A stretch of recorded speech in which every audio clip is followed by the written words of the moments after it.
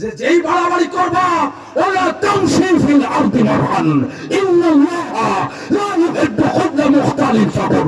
আল্লাহু আকবার। আমার জমিনে বাড়াবাড়ি করবি, দাম্ভিকতা দেখাবি, আমি পতন ঘটায় দেব। এমন ভাবে পতন ঘটাবো, ইয়া মাশারাল জিন্নি ওয়াল ইনসি ইসতাতা'তুম আও তানফিযু মিন আকতারিস সামাওয়াতি ওয়াল আরদি ফানফুযু লা তানফুযুনা ইল্লা বিসুলতান। আসমান এবং জমিনকে আমি প্যাকেট বানায় রাখছি। এটা কার কথা? আল্লাহর কথা। তোমরা পড়াইতে পারবা না। আল্লাহ নবী তেলাওয়াত করতেছেন, উতুল্লিম বা'দা যালিকা জানিম। যারা কোরআনের আয়াতের বিরোধিতা করে, কোরআনের আইনের বিরোধিতা করে, যারা কোরআনের বিরোধিতা করে, এরা পিতৃ পরিচয়হীন, অবৈধ, জারজ সন্তান ছাড়া আর কিছুই হতে পারে না। উতুল্লিম বা'দা যালিকা জানিম। পাশ দিয়ে মুগিরা হেঁটে যাচ্ছিল। তা মুগিরা যখন শুনলো, তখন মুগিরা ওই সময় প্রতিবাদ করে নাই। আপনাদের সমস্যা হচ্ছে? ভাই শেষ করে দেব। ভাই ভাই কোথায় যাচ্ছেন? আচ্ছা আচ্ছা শেষ করে দিই তাহলে। না এভাবে উঠাউঠি করলে আমি কিন্তু পারবো না। ও আচ্ছা আচ্ছা আচ্ছা ঠিক আছে। আচ্ছা আচ্ছা, উতুল্লিম বা'দা যালিকা জানিম। যারা কোরআনের বৈধ আইন নিয়ে সমস্যা করে, বুঝতে হবে এদের জন্মের সমস্যা আছে। কোরআনের আয়াতের বিরুদ্ধে অবস্থান করে। এখন মুগিরা কথা বলে নাই। মুগিরা যে তার মা নাম ছিল জন্না বিবি। মুগিরার মায়ের নাম কি? জন্না বিবি। জন্না বিবিকে যে বলতেছে, মা আমি আব্দুল্লাহ ইবনে মুহাম্মাদের বিরুদ্ধে একটু কথা বলা যাবে না প্লিজ।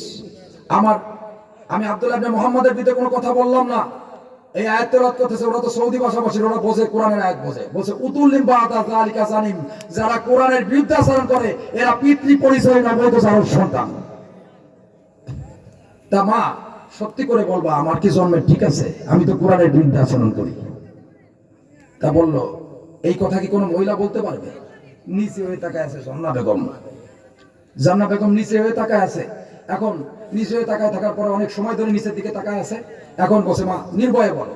তখন বলছে যে আসলে বাবা, তোর বাবা ব্যবসায়িক কাজের বাইরে গিয়েছিল, বাড়িতে কোনো বাজার ঘাট কিচ্ছু ছিল না।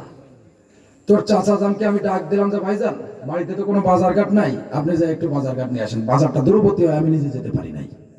তোর চাচাকে পড়াইছি। আমার শরীরটাও কেমন যেন ভালো ছিল না। তা যখন তোর চাচা যখন এনে বাজার দেয় আমার হাতে, তোর চাচার হাতে যখন আমার হাতটা যখন স্পর্শ হয়, তখন আমার শরীরের ভিতরে ঝাঁকুনি মেরে উঠে গরম হয়ে যায় শরীর। তখন তোর চাচার সাথে আমার মেলামেশা হয়ে গেছে। এরপরে কি হয়েছে কিছু বলতে পারবো না। তারপর তুমি দুনিয়ার পরে আসছো। এবার তুমি বলো তো, কতটুকু তোমার জন্ম বৈধ? এই পৃথিবীর সৃষ্টির শুরু থেকে কিয়ামত পর্যন্ত যা কিছু ঘটতে যাচ্ছে বা ঘটবে, বিসমিল্লাহর বে থেকে ওয়ান্নাসের সিন পর্যন্ত, বাস মা ফাররাতনা ফিল কিতাবি মিন শাই। এটাই মানুষের জন্য যথেষ্ট। এইটুকু মানুষের জন্য, এর বাইরে কিছুই করা সম্ভব না। কথা বলে ঠিক না? আপনি কোরআনের বিরুদ্ধে অবস্থান নেন আর বলেন কোরআনের মধ্যে ভুল আছে, আর অমুক শহীদ নিয়ে আর গান ফাইটে যায়, বুকটা ফাইটে যায়। বন্ধু যখন বউ নিয়ে আমার বাড়ির সামনে দিলে, রঙ করে হাইটে যায়, ফাইটে যায়, বুকটা ফাইটে যায়। একটা কথা আপনারা বলেন, আচ্ছা বন্ধু যদি বউ তার বাড়ির সামনে দিয়ে নিয়ে যায়, বিয়ের আগে সমস্ত সম্পর্ক হারাম না? আর সে যাচ্ছে তার বউতে বউ নিয়ে, বিয়ে করে তার বউ নিয়ে যাচ্ছে, তাহলে হারাম কোনটা? তা এত বড় শিক্ষিত লোক, এও গাওয়া লাগে, এই নিয়েও গান গাওয়া লাগে। এই দেশের মানুষ বাদ ডাল খায় না? হ্যাঁ, যে আর একজনের বরের সাথে তুমি প্রেম করবা আর তোমার মানুষ মাইনে নেবে। এখন ডিম থেরাপি দিচ্ছে, খাও। ঠিক কিনা? এই সুযোগ আর দেওয়া যাবে না। মিজানুর রহমান আজারিকে অনেকগুলো মামলা দিয়েছে, মিথ্যা মামলা। একটা মানুষ তো সবার চোখে খারাপ না বাবা। শোনেন, এক কথা কি, আপনি আমার ভাই বন্ধু, আপনি আওয়ামী লীগ করতে পারেন, বিএনপি করতে পারেন, জামাত করেন, অমুক করেন, তমুক করেন, কিচ্ছু যায় আসে না। আমি ব্যক্তিগতভাবে মানিকগঞ্জ দরবারের আমি মুরিদ, আমি মানিকগঞ্জে যাই, আমার ভালো লাগে। সত্য কথা যেটা, আপনাদের ভালো নাও লাগতে পারে, কিন্তু আমি কোনো দলদারি করি না। কিন্তু কোরআনের হক কথাকে আমি আমার পীর সাহেবকেও ছাড়ি না।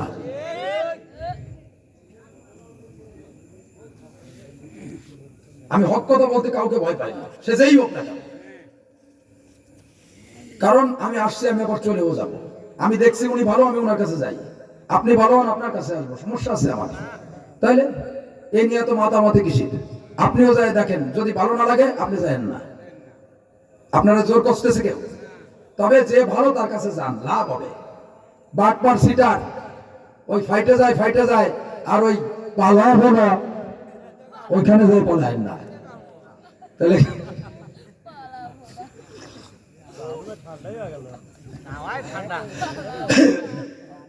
ফখরুল সাহেবের বাড়ি গিয়ে পালাবো। যাও ফখরুল সাহেব রাহে দেশে যাও, এরকম ইতিহাস। আচ্ছা ভাই, যা বলতেছিলাম, জিহাদের ইসলামের সর্বোচ্চ চূড়ার নাম হচ্ছে জিহাদ। জিহাদের শাব্দিক বিশ্লেষণ হচ্ছে জাহাদ বা যুদ্ধ থেকে জিহাদ শব্দটি নির্গত হয়েছে। এর আবিধানিক অর্থ হচ্ছে সর্বাত্মক প্রচেষ্টা, কঠোর পরিশ্রম ও চূড়ান্ত চেষ্টা সাধনা সংগ্রামের মাধ্যমে আল্লাহর জমিনে আল্লাহর কোরআনের বিধান, আল্লাহর কোরআনের আইন প্রতিষ্ঠিত করার কথা বলে, ঠিক না?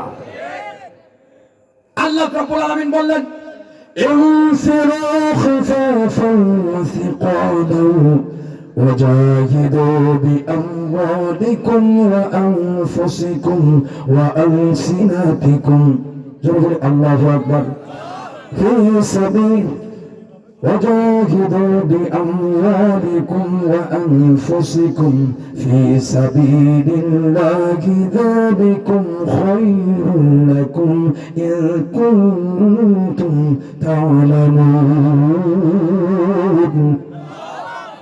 আল্লাহ পাক রব্বুল আলামিন বলেন, হে মুমিন মুসলমানরা, সামনে বাতিলেরা মুসলমানদেরকে যেভাবে জবাই করতেছে আমাদের প্রতিবেশী দেশ ভারতে, এটা যে আমাদের বাংলাদেশে আসবে না এরকম কোনো কথা নেই।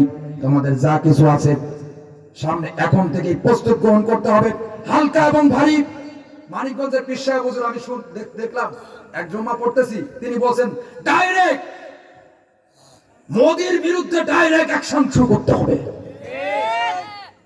ইসরায়েলের বিরুদ্ধে ডাইরেক্ট অ্যাকশন শুরু করতে হবে, সংগ্রাম করতে হবে, তাদের থেকে আল্লাহর জমিনে আল্লাহর দ্বীন কায়েম করতে হবে, শান্তি প্রতিষ্ঠিত করতে হবে। আল্লাহ বললেন, ইনফিরু খিফাফা ওয়া ইসতিকালা, তোমরা হালকা এবং ভারী সরঞ্জামের মাধ্যমে কদম কদমে সামনে এগিয়ে যাও। এই হালকা এবং ভারী দ্বারা বুঝিয়েছেন আল্লাহ পাক রব্বুল আলামিন রাজার উপরে জিহাদকে ফরজ করে দিয়েছেন, প্রজার উপরে জিহাদকে ফরজ করে দিয়েছেন, ধনী ব্যক্তির উপরে জিহাদকে ফরজ করে দিয়েছেন, গরিব ব্যক্তির উপরে জিহাদকে ফরজ করে দিয়েছেন, পীর সাহেবের উপরে জিহাদকে ফরজ করে দিয়েছেন, পীর সাহেবের মুরিদদের উপরে জিহাদকে ফরজ করে দিয়েছেন, নবীর উপরে জিহাদকে ফরজ করে দিয়েছেন, নবীর উম্মতের উপরে জিহাদকে ফরজ করে দিয়েছেন, শিক্ষকের উপরে জিহাদকে ফরজ করা হয়েছে, ছাত্রের উপরে জিহাদকে ফরজ করা হয়েছে। ইসলামের সর্বোচ্চ চূড়া। আপনি সুন্দর করে ঘরের ভিত্তি স্থাপন করলেন, ছাদ দিলেন না, রাতে যখন বৃষ্টি হবে বৃষ্টির পানি খেয়ে খেয়ে আপনার কি করতে হবে, ঘুম তো বাড়িতে হবে। হ্যাঁ, খাতায় কাম হইবে না। এই জন্য আগে ছাদ ভিত্তি স্থাপন করতে হবে, কিতে আপনার ভিত্তি করতে হবে। খালি খাবার খাইলে আর জিকির করলে কাজ হবে না, জিকিরও করতে হবে, খাবারও খাইতে হবে, কোরআন শরীফ তেলাওয়াত করতে হবে, 5 ওয়াক্ত নামাজও পড়তে হবে, জমিনে কাজকর্ম করতে হবে, স্ত্রীকে সময় দিতে হবে, জিহাদও করতে হবে। আল্লাহ রাব্বুল আলামিন বললেন, ইন্নাল্লাহা আশতারা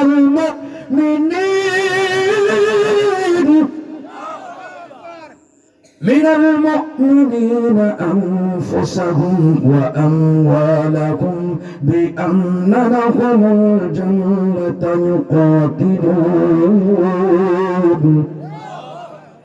يقاتلون في سبيل الله فيقتلون ويقتلون। আল্লাহু আকবার। আল্লাহ পাক বলেন, ইন্নাল্লাহা, নিশ্চয়ই আল্লাহ, আশতারা, ক্রয় করে নিয়েছেন, মিনাল মুমিনিন, মানে মুমিনদের কাছ থেকে, আনফুসাহুম, কান খাড়া করেন, তাফসীর ইবনে কাসির থেকে বলছি, আনফুসাহুম, তাদের জান, ওয়া আমওয়ালাহুম, এবং তাদের মাল, বিআন্না লাহুমুল জান্নাহ, এর বিনিময়ে একটা জিনিস বিক্রয় করে দিয়েছেন, সেটা হচ্ছে চির শান্তির স্থান, চিরস্থায়ী আল্লাহর জান্নাত। সুবহানাল্লাহ পড়ে। আল্লাহ পাক রব্বুল আলামিন বললেন ইউকাতিলুনা ফি সাবিলিল্লাহ, তোমরা আল্লাহর জমিনে লড়াই করবে। এই লড়াই করতে গিয়ে ফায়াকুতুলুন, অতঃপর তোমরা মরবে, ওয়ায়াকুতালুন, তারপর তোমরা মরবে। আল্লাহ পাক বলেন আগে তোমরা মারো তারপরে তোমরা মরো। আল্লাহ পাক বলেন না আগে মরো তারপরে মারো। আমার বন্ধুগণ, এই জন্য আল্লাহ পাক রব্বুল আলামিন বললেন জিহাদের ময়দানে নেমে পড়ো, জিহাদের ময়দানে নেমে শত্রুদেরকে প্রতিহত করার চেষ্টা করো। প্রয়োজনে ৫-১০টা কাফেরদেরকে জাহান্নামে পাঠায়া দিয়া কাফেরদের আঘাতে তুমি শাহাদাতের সূরা পান করো। আমার বন্ধুগণ, বিড়ালের মতো ৫০০ বছর বেঁচে থাকার কোনো লাভ নাই, সিংহের মতো ৫ মিনিট বছর কথা বলার ঠিক না। মীর জাফরের মতো ৫০ বছর বেঁচে থাকার কোনো লাভ নাই, খালিদ বিন ওয়ালিদের মতো সিরাজউদ্দৌলার মতো বেঁচে থাকার কথা বলার ঠিক না। আমার বন্ধুগণ, আমরা মুমিন, আল্লাহর কাছে তামান্না রাখতে হবে মালিক মরণ তো দিবাই, সেই মরণ যেন কুত্তা বিড়ালের মরণ না হয়, এই মরণটি যেন শাহাদাতের মরণ হয়, কথা বলে ঠিক কিনা। যে ব্যক্তি মারা গেল, জিহাদ করলো না, জিহাদের তামান্না রাখলো না, ঘরে বসে মউত হলো, তার মরণ হলো যেন একটা মুনাফিকের মরণ। যে ব্যক্তি মারা গেল, জিহাদ করলো না, জিহাদের তামান্না রাখলো, রোগে ঘরে বসে মউত হলো। এই তামান্না রাখার কারণে হাদিসে কুদসির ভিতরে আসছে, আল্লাহ নবী আল্লাহ পাক রব্বুল আলামিন সরাসরি রাসূলের কথা মেনে নিয়েছেন। এটা হাদিসে কুদসি, হাদিসে কুদসির ভিতরে আসছে, যে ব্যক্তি জিহাদের তামান্না রাখলো, ঘরে বসে মউত হলো, তার মরণ হলো যেন একটা শহীদি মরণ। সুবহানাল্লাহ পড়েন। শাহাদাতের মৃত্যু আর মুনাফিকের মৃত্যু কি এক হলো? আমার বন্ধুগণ, যেটা আমরা দেখেছি বদরের যুদ্ধে, আল্লাহ নবী যখন কাঁদতেছেন, নামাজে পড়ে গেলেন, নামাজে যে আল্লাহর কাছে দু হাত তুলে সালাম ফিরে দু হাত তুলে সংক্ষেপ করতেছি।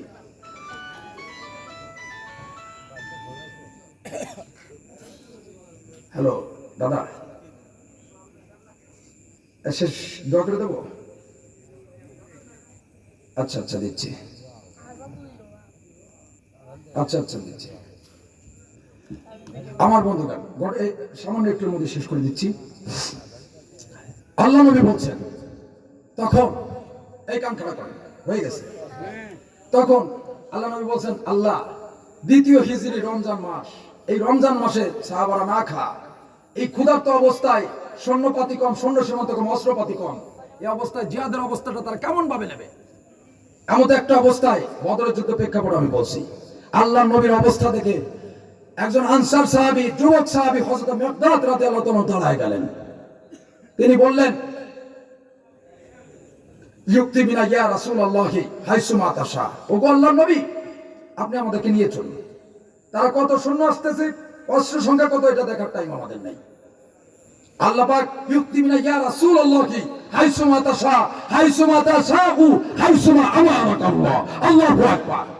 ওগো আল্লাহর নবী, আল্লাহ আমাদেরকে যেভাবে বলে আপনি সেইভাবে নিয়ে যান। আমরা ওই কথা বলবো না মুসা আলাইহিস সালামের জাতির মতো, যে ওগো আল্লাহ, হে মুসা, তুমি আর তোমার রব যাও ফিরআউনের বিরুদ্ধে লড়াই করো। বরং আমরা বলবো, ওগো নবী, আল্লাহ আমাদেরকে যে দিকে নিয়ে যায়, যেতে বলে সেই দিকে নিয়ে যাও। হাইসুমা তাশাউ, হাইসুমা আমারাকাল্লাহ।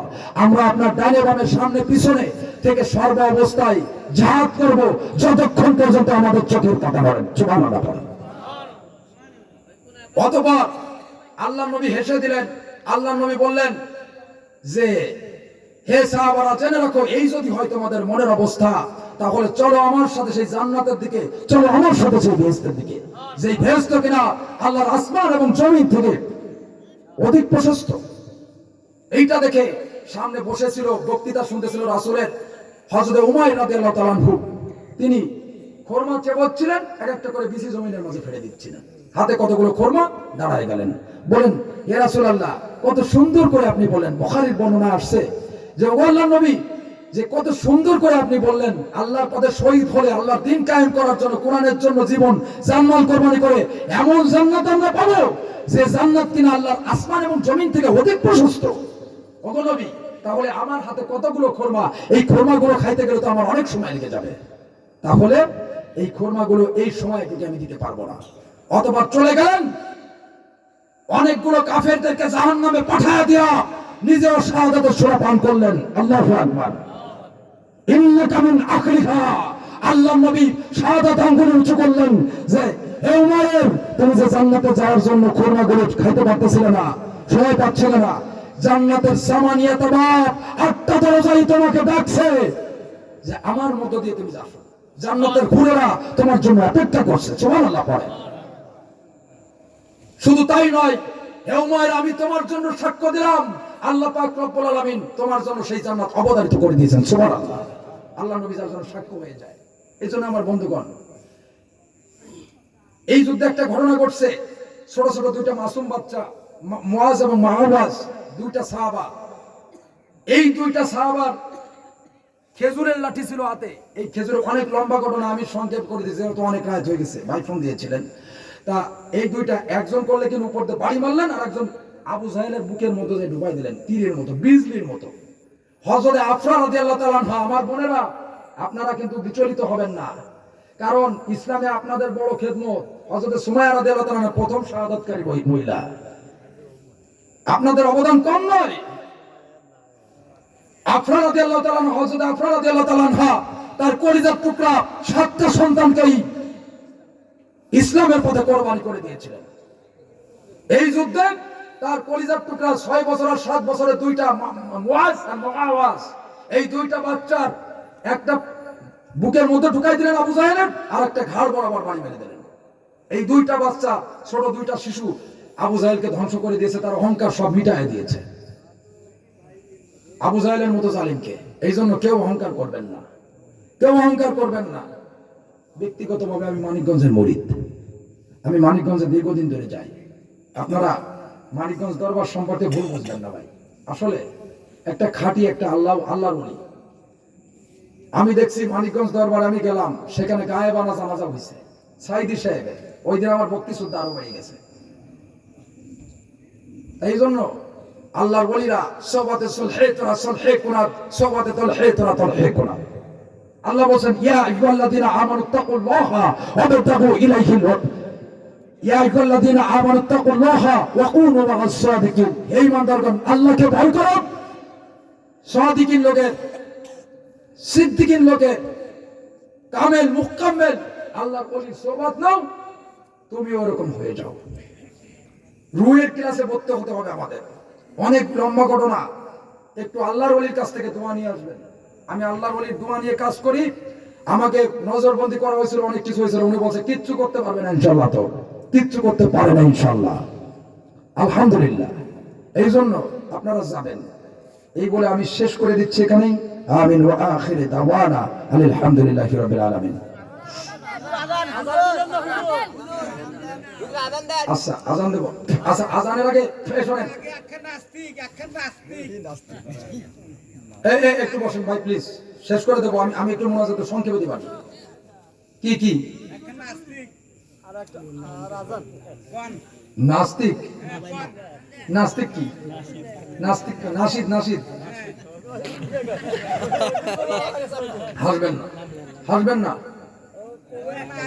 ওই লোকটা কি বুঝাইতে চাইছে ওটা বুঝবেন, খবরদার হাসবেন না ভাই। আপনারা